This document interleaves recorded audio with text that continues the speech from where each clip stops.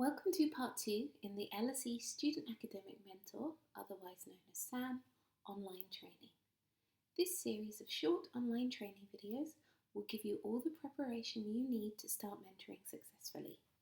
Please watch these training videos carefully in order, as there will be follow-up questions for you to answer to ensure you have listened to the advice. In part 1, you were introduced to the fundamental principles of mentoring itself and mentoring at LSE. In part 2, we'll be looking at your roles and responsibilities as a SAM and the commitments we expect you to make. Here is an outline of what we'll cover in part 2. We'll look at your regular commitments, the amount of time SAMs should take you, the difference between opt-in and opt-out schemes at the departmental level and what that will mean for you, your department's expectations, your department and welcome, the difference between individual and group mentoring, how to set boundaries, and what to do in the unlikely event of any problems. Let's start with your regular commitments. As a SAM, you will be assigned 3 or 4 mentees. Generally, life will inform you of your matches, but sometimes this may come from your department. For each term, we will send an activity log to you to fill out. You should return this at the end of the term. You should record the number of interactions and any relevant feedback, not the content of the discussions. This is for us to review so that we can see how many interactions are taking place and in what format. We also need this for your CPD UK certificate. Contact can take different forms, and this is a positive thing. Try to find out what works for you and your mentees. Remember, everyone is different, so in your small group of mentees, they may have different preferences. You could meet face-to-face, meeting on campus, in the library, in a cafe or common room. You could be talking by email and or WhatsApp. Lots of mentors have reported great successes with WhatsApp groups and often find that over time, mentees end up supporting and answering each other's questions. Or online via Microsoft Teams. This is the university's recommended program for this type of meeting, or on social media, Facebook for example.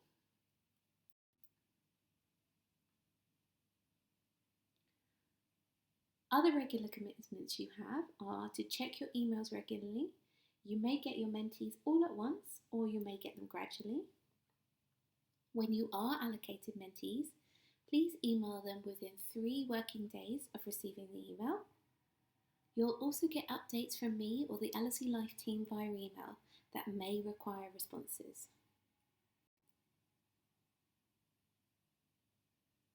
You're a volunteer. This isn't a job, so do just let us know if you need to stop or take a break or if there's ever any problems. Your studies come first. The last responsibility we have for you is to give us your feedback. Mentoring can only improve with your help. In order to us to evaluate and improve SAM, we will ask for your feedback at the end of each term. It really helps us a lot to receive this, so do fill it in. All feedback is taken on board, and part of the reason SAMS continues to grow and be successful is thanks to the great suggestions we receive from mentors and mentees. Okay, time commitments next. It is up to you as the SAM and your mentees to decide how often you wish to meet up and communicate, but these are general guidelines. Meetings should last between 30 minutes and an hour. Try to meet in person within 2 weeks of being matched. This could be virtual. And during your first meeting, establish your preferred mode of communication moving forward. After that first meeting, it's a good idea to meet or have a proper catch-up 2 to 3 times a term. You may wish to meet with your mentees individually or in a group. This is up to you and them. Communicate with your mentees ideally every 2 weeks by a quick email, text, or WhatsApp, etc. This could just be checking in that everything is okay. Don't forget I'm here, that kind of message. Next, we'll look at mentoring in your department. Your department may well have specific expectations of how they'd like SAMs to work. This is because while LSE Life coordinates the recruitment, training and general support of the SAMs, your departments own the SAMs. As you've probably found since you started at LSE, each department is very different, so will have slightly different needs and different student body. If they do have specific needs or would like you to get involved in different things if you're free, such as lunchtime meetups, then this will be communicated to you by your departments, not by LSE Life. So do make sure you check emails. Do try to go to departmental SAM meetings as well if these are arranged. So depending on the size of your department and SAMs, your department may want individual mentoring. You have a small group of mentees, something like 2 to 4, and you see them separately. Or department might need group mentoring. You have a larger group of mentees, 5 to 6, and instead you see them as a group. Perhaps your department might prefer for you to mentor in pairs, where you work with another SAM. Or you might be mentoring as part of a house structure, meaning your mentees and you are all in the same house. In very rare cases, you may have a group of mentees bigger than 6. Don't worry, this doesn't mean that you'll be overwhelmed by requests for your mentees. We'll explain more on the next few slides. So let's look now at the difference between opt-in versus opt-out schemes. So what does this actually mean? Well, because SAM operates differently in different departments, some departments may be opt-in or opt-out. An opt-in scheme equals potential mentees sign up to have a SAM and are allocated as they come forward. Opt-out means all first-year students are given a SAM and they can then choose to engage with their SAM or not. Opt-out systems may mean SAMs have a large group of mentees to start with, but generally, at least half of these mentees don't engage, and of that, only 3 to 4 tend to contact regularly.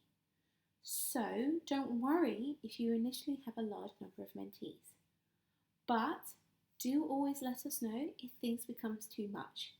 It's always worth pointing out, even when students opt in, you may still find some never reply to your messages. This is unfortunate, but does still happen, so don't worry. We operate a 3-strike system.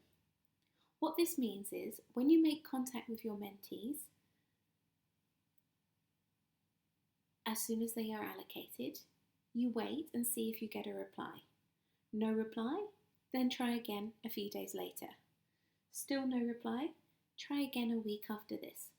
Copy me in to the message. Let the students know that this is the last time that you'll email. There'll be an email template on how to do this on the SAM Moodle page.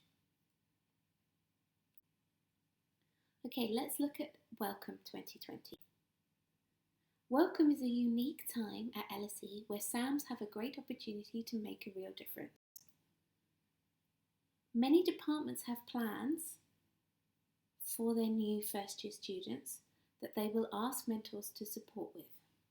This is particularly important as it helps the new students feel welcome and is a great way to promote the help you can give. Welcome this year may take place predominantly online, so try to be prepared for that. If you're uncomfortable with appearing on screen, but still want to help, do let your department know, as adjustments can most likely be made. Again, it's very important to keep checking your emails, as this is how your department will let you know. If you're a little nervous about having those first conversations, don't forget we've put some additional advice on the SAM Moodle page to help you feel less nervous. So how will you be mentoring?